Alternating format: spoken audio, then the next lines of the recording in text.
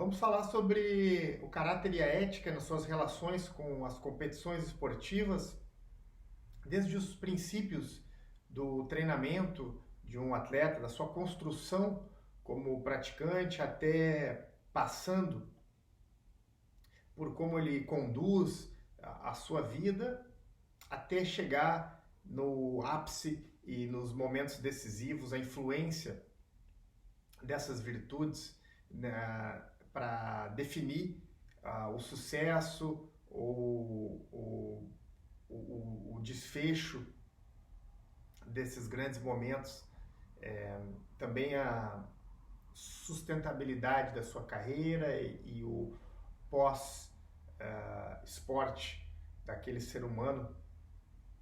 Porque é um assunto tão subestimado ou não é muito falado porque não é excitante, viral, sensacional, fantástico, dinâmico.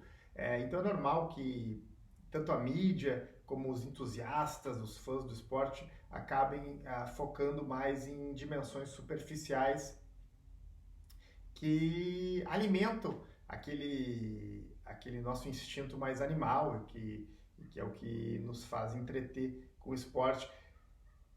Também por ser mais fácil de entender, é compreensão mais simples, e claro que como seres humanos e sobreviventes nesse planeta, o cérebro podendo simplificar as coisas, ele vai.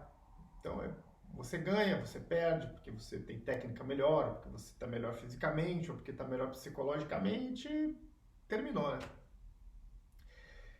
Existem muitas camadas que se manifestam mais abaixo disso, mais profundas que isso, não tirando em nada a importância desses fatores que eu citei antes, aliás, eles são extremamente relevantes para o desencadear de uma disputa esportiva. Agora, vamos tentar ir um pouco além, pelo menos na conversa de hoje. Os grandes campeões que conseguiram, quando eu falo grandes campeões, são realmente pessoas que chegaram no topo e puderam se manter lá por algum tempo, ou que chegaram no seu melhor. Às vezes isso não representa nenhum título de reconhecimento social por certas questões de individualidade de cada um, até onde cada um pode chegar. Mas aquela pessoa que conseguiu desenvolver todo o seu potencial.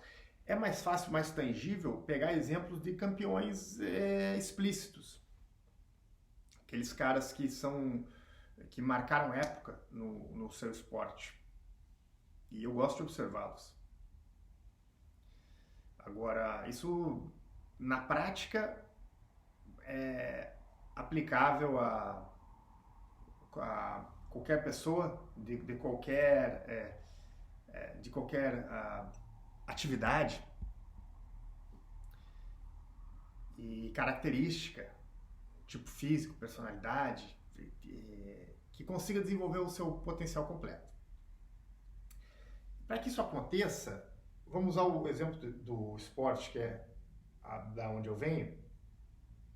É visível, uma vez que você observa os grandes campeões, o convívio, estuda, treina junto, no meu caso, luta contra.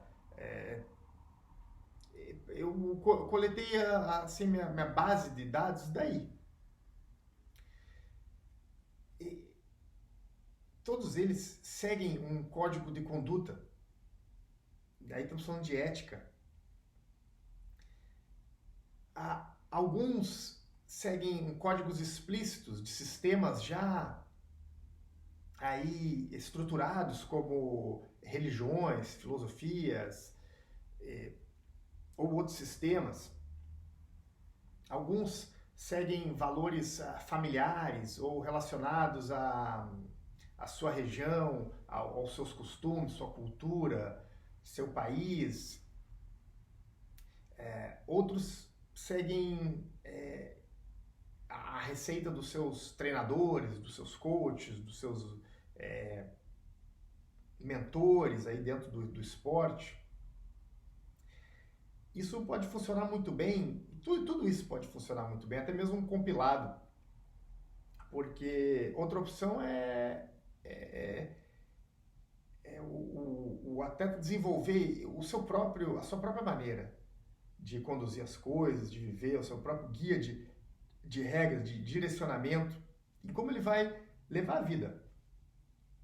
Não é algo que se possa simplesmente ligar e desligar na hora que você vai competir. A hora da competição, principalmente já no nível mais alto, onde aquele atleta dedicou muitos anos de construção para chegar até ali, ela vai ser uma expressão da maneira como você vive. E já vamos entrar num outro assunto que é a verdade, mas que não vamos entrar, na verdade, hoje, vamos deixar para um outro momento. Agora é importante lembrar isso. Aí que a ética se faz pesada, como significativa, juntamente com a técnica, com a condição física, com o preparo psicológico e o caráter. Então, falamos ali de ética na forma de uma maneira como levar a vida, um guia de regras, um código de conduta que é muito individual e cada um deve usar o que faz sentido ou o que mostra resultado para aquela pessoa e que ela possa se sentir bem com aquilo dentro de um nível. E o caráter, ele também vai se mostrar em alguns momentos importantes, desde lá do princípio até situações decisivas depois, mais adiante, na carreira do atleta em grandes disputas. E é claro que estamos usando aqui o esporte como um exemplo que é bem tangível, mas tudo isso pode ser considerado em outras situações de vida. Claro que as velocidades são outras, dependendo da sua atividade, não vai envolver a parte física, tanto como no esporte, vai ter um outro conjunto de regras, ou pelo menos um outro ambiente. Mas tudo isso se manifesta em todos os seres humanos. Grandes campeões, pessoas de muito sucesso, tem outras áreas também, levam e seguem um caminho definido no que se refere à ética. E tem um bom caráter também definido. O Cus D'Amato, quando no processo de decidir se ia treinar o Mike Tyson, Cus D'Amato, um grande treinador de boxe, que apesar de muitos considerarem que o boxe não é uma arte marcial, nesse caso, quando você estuda um pouco sobre o Cus D'Amato, é difícil não compará-lo a mestres de filosofias orientais, como de artes marciais e outras, pela maneira como ele trabalha com seus atletas, que são seus discípulos, seus filhos. E isso está mais expressado na relação com o Mike Tyson, que foi um caso de muito sucesso, e aonde nós temos mais acesso a essas informações, essa maneira de trabalhar do Cus, e o caso dele com o Mike proporciona muito material para observarmos. O Cus D'Amato levou o Mike Tyson do zero no boxe, do puro talento diamante bruto, digamos, para o campeão peso pesado mais jovem da história. E claro que ele enxergou um potencial já nas primeiras práticas do Mike Tyson, um soco pesado, uma mão pesada, velocidade, explosão, personalidade, questões que o Cus D'Amato, que já era um senhor na época, havia visto muito boxe, ele entendeu, esse aqui tem o potencial para ser o grande campeão peso pesado. Uma vez passado por esse filtro, o Cus D'Amato relata: encontrei uma pessoa de basicamente bom caráter, capaz de fazer as coisas necessárias para se tornar um grande lutador ou campeão. E foi isso que definiu pela decisão do Cus D'Amato em aceitar o Mike Tyson como discípulo. Vejam que interessante. Apesar de todo aquele talento raro que o garoto, na época, Mike Tyson, possuía, o Cus D'Amato não ia treiná-lo, não ia investir o seu tempo e a sua vida naquele talento se o Mike Tyson não passasse pelo crivo do caráter. Caráter também é o que o Phil Jackson, grande treinador do basquete, que também pode ser comparado ainda que um pouco mais jovem, aos mestres de filosofias orientais, porque o trabalho dele com os atletas é integral. Vai além das dimensões técnicas, físicas e psicológicas. E ele teve muito sucesso, ganhou muitos campeonatos da NBA e treinou os melhores da sua época. Ele passou por muitas experiências de jogos decisivos, grandes jogos, aonde tem muito em disputa e os jogadores têm um nível de classe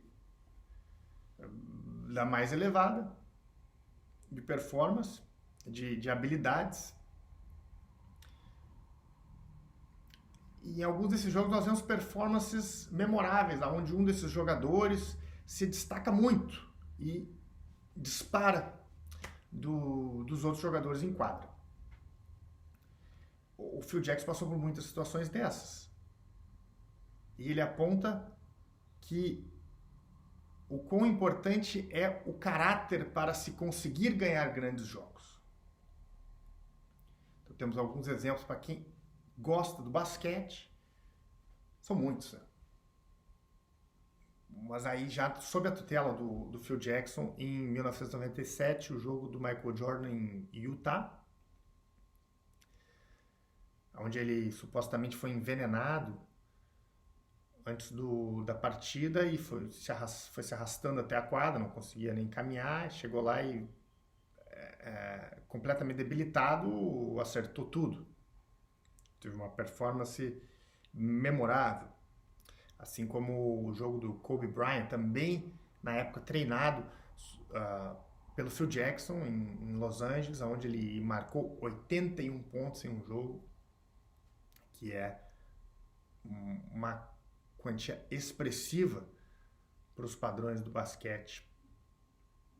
Assim que é a sua decisão ou não, tanto como atleta, como espectador, alguém que se entretém com o esporte, prestar atenção nessas dimensões mais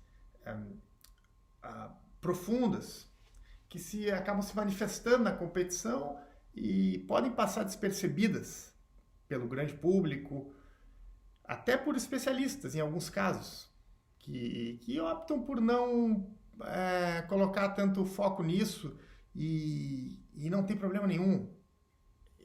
tem grandes treinadores, atletas e jornalistas, comentaristas que fazem um trabalho excelente focando em outras partes da disputa.